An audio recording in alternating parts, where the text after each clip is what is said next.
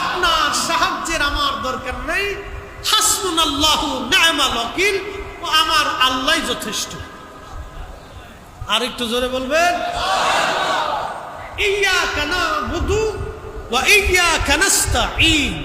ইবাদত করি কার? প্রকৃত সাহায্য সব কার কাছে? আল্লাহর কাছে। ইবাদত আল্লাহ, প্রকৃত সাহায্যটা আল্লাহর কাছে।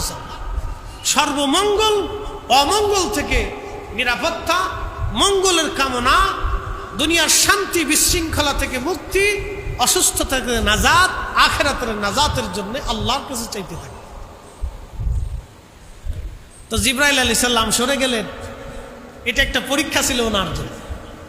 সরে যাওয়ার সাথে সাথে আল্লাহ পাক ডাক দিলেন, ইয়া নারু কুনি বারদাও ওয়া সালামান আলা ইব্রাহিম। তোমার ধর্ম চেঞ্জ, তোমার রুলস চেঞ্জ, তোমার আইন চেঞ্জ, তোমার বিধান চেঞ্জ। আমি যে সক্ষমতা দিয়েছি তা স্টপ। আমার খলিলের জন্য তুমি আয়ার কন্ডিশন হয়ে যাও, না গরম না ঠান্ডা। একসাথে বলা যাবে সুবহানাল্লাহ। ওটা আল্লাহ।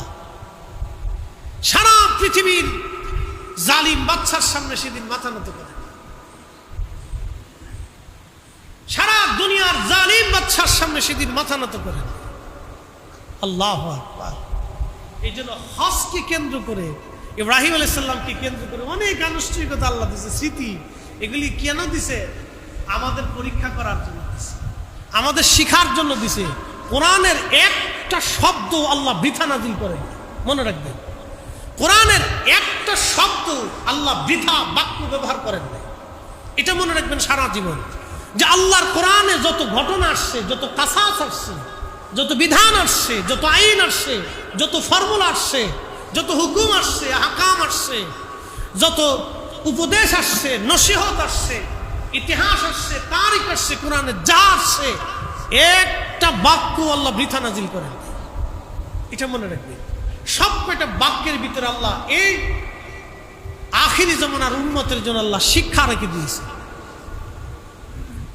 প্রিয় উপস্থিতি,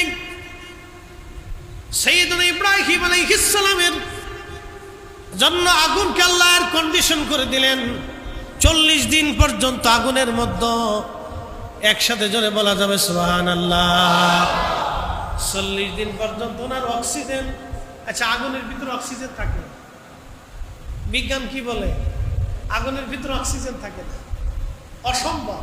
এখানে কোনো অক্সিজেন অস্তিত্বই নেই। এই জন্য আগুন লাগলে মানুষ দ্রুত গতিতে মারা যায়। কারণ কি জানেন? আগুনের ধোঁয়ার ভিতরে পড়লে মানুষ দ্রুত গতিতে মারা যায়, অক্সিজেনের অস্তিত্ব কমে যায়, তখন শ্বাস প্রশ্বাস নিতে তার বিরাট কষ্ট হইতে থাকে। 40 দিন পর্যন্ত আগুনের ভিতরে অক্সিজেন যিনি দিলেন তিনি কে? একসাথে বলেন, আমাদেরকে প্রতিনিয়ত অক্সিজেন যিনি দেন তিনি কে? তাহলে আমাদের নামাজ কার জন্যে? কুরবানি কার জন্যে? কিন্তু কুরবানি সেখানে ফ্রিজের জন্য, কুরবানি হয়েছে ক্রেডিট গুছানোর জন্য। আমরা অনেক সময় চিন্তা করি যে আমরা এই 5 লাখ টাকার একটা কুরবানি দিই, মানুষ সমাজে দেখুক যে আমি এটা বড় কুরবানি দিতেছি। এরকম অনেকে আছে। এই ধরনের মানসিকতা আমাদের তৈরি করা যাবে না।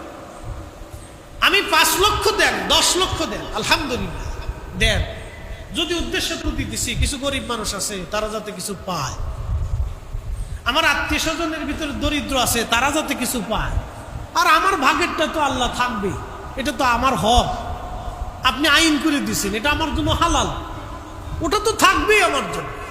কিন্তু আমার এই 10 লক্ষ টাকার গরুতে 20 মণ গরু গোশত যদি হয় আল্লাহ, তাহলে কিছু গরিব মানুষের জন্য বরাদ্দ হলো, আত্মীয় স্বজনের জন্য বরাদ্দ হয়ে গেল, পাড়া প্রতিবেশীর জন্য বরাদ্দ হয়ে গেল, কিছু বান্দার জন্য কিছু রিজিকের ফায়সালা হলো। এর ভিতরে শিয়াল কুত্তাও কিছু ভাগে পাবে, পশু পাখিরাও কিছু ভাগে পাবে, গরিব মানুষেরাও কিছু ভাগে ভাগে পাবে। এই চিন্তা চেতনা যদি সুন্দর উদ্দেশ্য মানুষের থাকে, তাহলে কুরবানিটা আল্লাহর জন্য হবে, আল্লাহর সন্তুষ্টির জন্য হয়ে যাবে। এটা খেয়াল রাখতে হবে। প্রিয় উপস্থিতি, হযরত ইব্রাহিম আলাইহিস সালাম আগুনের মধ্যে 40 দিন পর্যন্ত তিনি আগুনের মধ্যে রয়ে গেলেন। 40 দিনের ভিতরে তার একদিন এক মা, ইব্রাহিম আলাইহিস সালামের মা, আল্লামা ইমাম ইবনু কাসির আল বেদার মধ্যে লেখেন, ইব্রাহিম আলাইহিস সালামের মা আগুনের দূরে দাঁড়ায় ডাক দেখে, ইব্রাহিম তুমি আল্লাহকে বলো আগুন যাতে আমাকে না ধরে, আমি মার সহ্য করতে পারতেছি না, আমার মন চায় আমি তোর কাছে যাই, তোরে আদর করি। একসাথে বলো সুবহানাল্লাহ। এই ইব্রাহিম তুমি আল্লাহরে কও, তোমার আল্লাহরে বলো আগুন যাতে আমার না ধরে, আমি মা আর সহ্য হইতেছে না, আমি তোর কাছে যাইতে হবে, খারাপ লাগতেছে। দেখেন মা কি জিনিস, এটার নাম মা, এটার নাম মা। মা এটাকে বলে। আর আমার দেশের বহু মা তৈরি হয়েছে, ধর্মীয় শিক্ষা, মূল্যবোধ, মানবিকতা, যদি কৃতিত্ব, মা জাতির একটা ক্রেডিট আছে, মা জাতির একটা রুলস আছে, মা জাতির একটা নিয়ম আছে, এটা আল্লাহ কর্তৃক নিয়ম। এটা পশুর ভিতরেও দিছে, পাখির ভিতরেও দিছে, মাছের ভিতরেও দিছে, মানুষের ভিতরেও দিছে, জিনদের ভিতরেও দিছে। মা জাতির একটা ক্রেডিট, মা জাতির একটা রুলস, মা জাতির একটা নিয়ম। সে তার জীবনের চাইতে বেশি সন্তানকে ভালোবাসবে। কিন্তু আমার দেশের বহু নারী আছে পরকীয়ার জন্য নিজের সন্তানকে পর্যন্ত বলি দেয়, হত্যা করে। ও মা হতে পারে নাই, ও নারী জাতির কলঙ্ক। কথা বলেন ঠিক কিনা?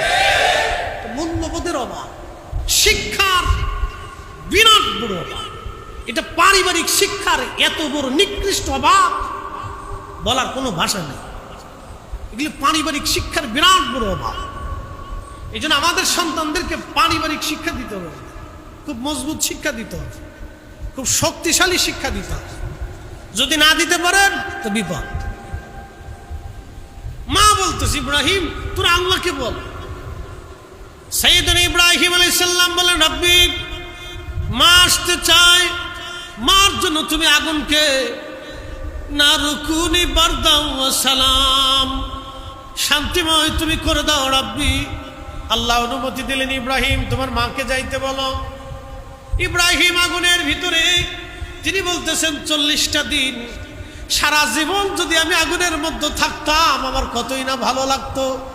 ওই 40 দিনের মতো সুখ, ওই 40 দিনের মতো শান্তি আমি ইব্রাহিমের দুনিয়ার জীবনে আর কোনোদিন আমি পাই নাই। আল্লাহু আকবার। আল্লাহ কুদরত মহা আশ্চর্য। মা গেছে তো কিতাবের মধ্যে আসছে, মাঝে মধ্যে সামথিং ঘামতে, ঘাম আসতো, হালকা হালকা ঘাম। মা আসল দিয়ে ঘাম মুছে দিচ্ছে, মায়ের আসল দিয়ে ঘাম মুছে দিচ্ছে। ইব্রাহিম খাবার নিয়ে গেছে, মা খাওয়াই দিতেছে। আগুনের ভিতরে নমরুদে দেখে, তার লোকেরা দেখে, হলো কি এটা, কি করে সম্ভব এটা? তারা বলল, ইব্রাহিম কত বড় জাদুকর রে। তারা আল্লাহর খলিলকে সেই দিন জাদুকর বলেছে। আহা, এরপরেও তাদের হেদায়েত নসিব হয়। প্রিয় উপস্থিতি, এরকম বিরাট বড় বড় পরীক্ষা ইব্রাহিম আলাইহিস সালাম দিলেন। 80 বছর আল্লাহ সন্তান দেয় না। 80 বছর পরে আম্মাজান হাজেরার গর্ভে আল্লাহ একটা সন্তান দিলেন। 100 বছর পরে হাজেরাতে ইসহাক আলাইহিস সালামকে আল্লাহ পাক দিলেন। আম্মাজান সারার গর্ভে আল্লাহ সন্তান দিলেন। আমাদের পিতা ইব্রাহিম আলাইহিস সালামের 114 বছর বয়স, কোনো বর্ণনায় বেশি কম হতে পারে, কিন্তু হযরত আম্মাজান সারার বয়স তখন 100 বছর। 100 বছর বয়সে আল্লাহ সন্তান দিলেন। তার নাম হযরত ইসহাক আলাইহিস সালাম। ইসহাক আলাইহিস সালামকে দুইটা সন্তান আল্লাহ দিলেন। একটা সন্তানের নাম হযরতে ইয়াকুব আলাইহিস সালাম। ইয়াকুব আলাইহিস সালামকে আল্লাহ 10টা বেটা দিলেন। একটা বেটার নাম হযরত ইউসুফ আলাইহিস সালাম। আর ইয়াকুব আলাইহিস সালামের আরেকটা নাম ছিল ইসরাইল। এই ইয়াকুব আলাইহিস সালামের বংশধরদেরকে বনি ইসরাইল বলা হতো। আজকের ইসরাইলি যারা, তারা ইয়াকুব আলাইহিস সালামের বংশধর না। আজকে ইসরাইলি যারা, তারা ইয়াকুব আলাইহিস সালামের বংশধর না। অরিজিনাল ফিলিস্তিনি যারা, তারা হলো ইয়াকুব আলাইহিস সালামের বংশধর। তারা এখন মুসলমান। সুবহানাল্লাহ বলবেন না? তারা কি অরিজিনাল ফিলিস্তিনি যারা, তারা হচ্ছে ইয়াকুব আলাইহিস সালামের বংশধর।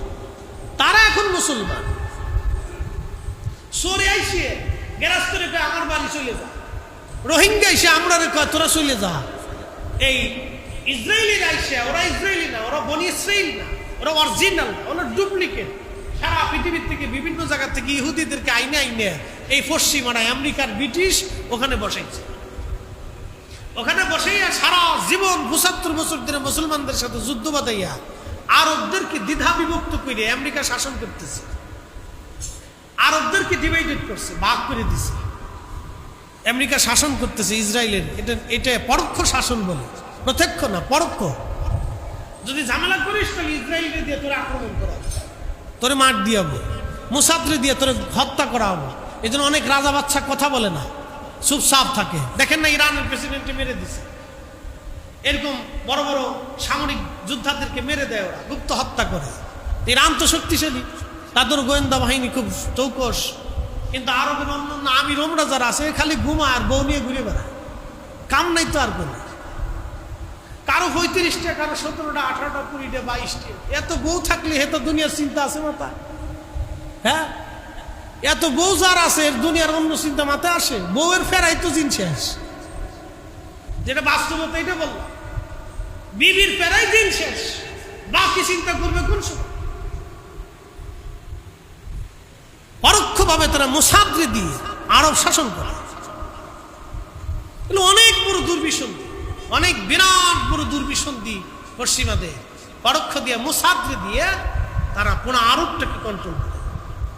আমিরদেরকে বলে যদি কথা বলিস তো ফেলে দেব, কোনো হাদিস থাকবে, ডকুমেন্ট থাকবে না, প্রমাণ থাকবে না। রাত্রে ঘুমাবি, সকালবেলা উঠে দেখবি নাই। প্রিয় উপস্থিতি, এগুলো কুফফারদের কাছে তারা মাথা নত করে আছে এইভাবে। কিন্তু আল্লাহ রাব্বুল আলামিন ওই জনপদের ভিতরে একটা জাতিকে কিয়ামত পর্যন্ত আল্লাহ স্ট্রং করে রাখবে, যারা বাইতুল আকসার আশেপাশে হবে, বাইতুল আকসার জন্য সারা জীবন তারা জিহাদ করবে। একবার জোরে বলা যাবে কি সুবহানাল্লাহ? আল্লাহ একটা না একটা জাতিকে, একটা গোষ্ঠীকে আল্লাহ জিন্দা করে রাখবে।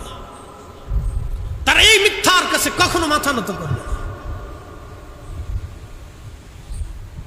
ওই জমিনে সাইয়্যিদুনা ইব্রাহিম আলাইহিস সালাম ঘুমিয়ে আছেন, ইয়াকুব আলাইহিস সালাম ঘুমানো, ইউসুফ ঘুমানো, এমনকি ওনাদেরকে কেন্দ্র করে ৭০,০০০ নবী ঘুমিয়ে আছে, তাদের বংশধররা ঘুমিয়ে আছে, তাদের রক্তে এবং তাদের বংশধারা এখনো জিন্দা আছে।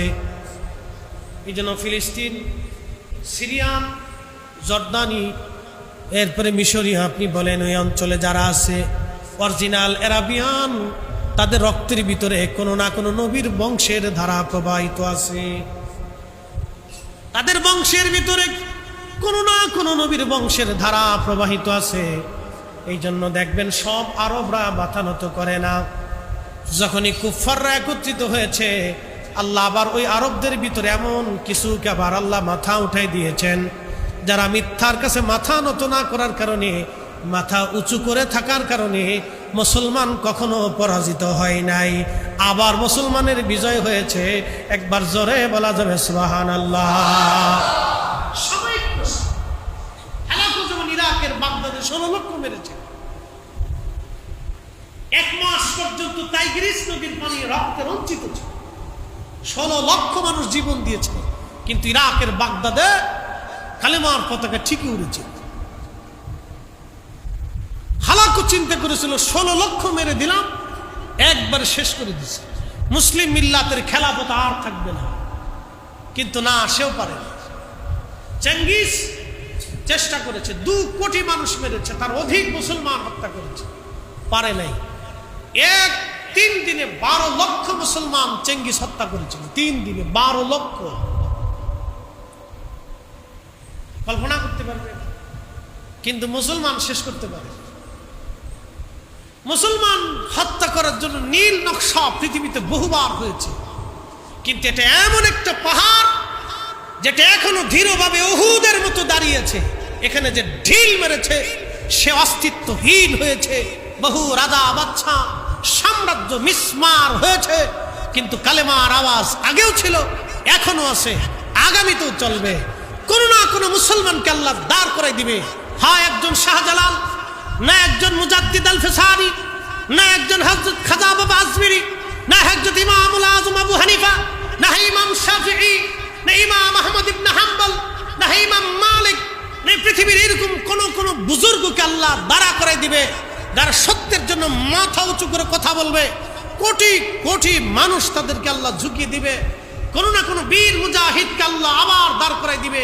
তারা পৃথিবীর যেদিকে ধেয়ে যাবে, খালিদ বিন ওয়ালিদের একটা জন্ম হয়ে যাবে, বিশ্ব বিজেতা মুসলিমদের জন্ম হবে, সুলতান মাহমুদ গজনবীর জন্ম হয়ে যাবে, এরকম মোহাম্মদ খানের মতো বিরাট বড় যোদ্ধার জন্ম হয়ে যাবে। এরকম পৃথিবীতে বড় বড় যোদ্ধা অর্থাৎ গাজী সালাউদ্দিন আইয়ুবীর মতো একজন বীর যোদ্ধার জন্ম হবে। কোন মা একদিন সালাউদ্দিনের মতো বীর যোদ্ধা তৈরি করে দিবে, জন্ম দিয়ে দিবে, আবার পৃথিবীতে মুসলমানদের বিজয় হয়ে যাবে। এটাই আল্লাহ তৈরি করে দেবে।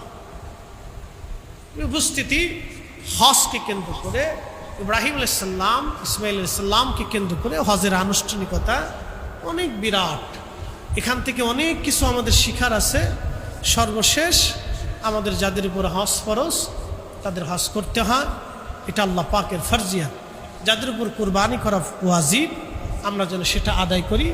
ছাগল দিয়ে হোক, গরু দিয়ে হোক, মহিষ দিয়ে হোক, ভেড়া দম্বা দিয়ে হোক, এ হালাল পশু দিয়ে আমরা কুরবানি আদায় করার চেষ্টা করব। আমাদের অর্থ বিত্ত এগুলি যেন হালাল হয়, আমরা সকলেই এগুলি চেষ্টা করব। আল্লাহ তৌফিক দিক। মসজিদ আল্লাহ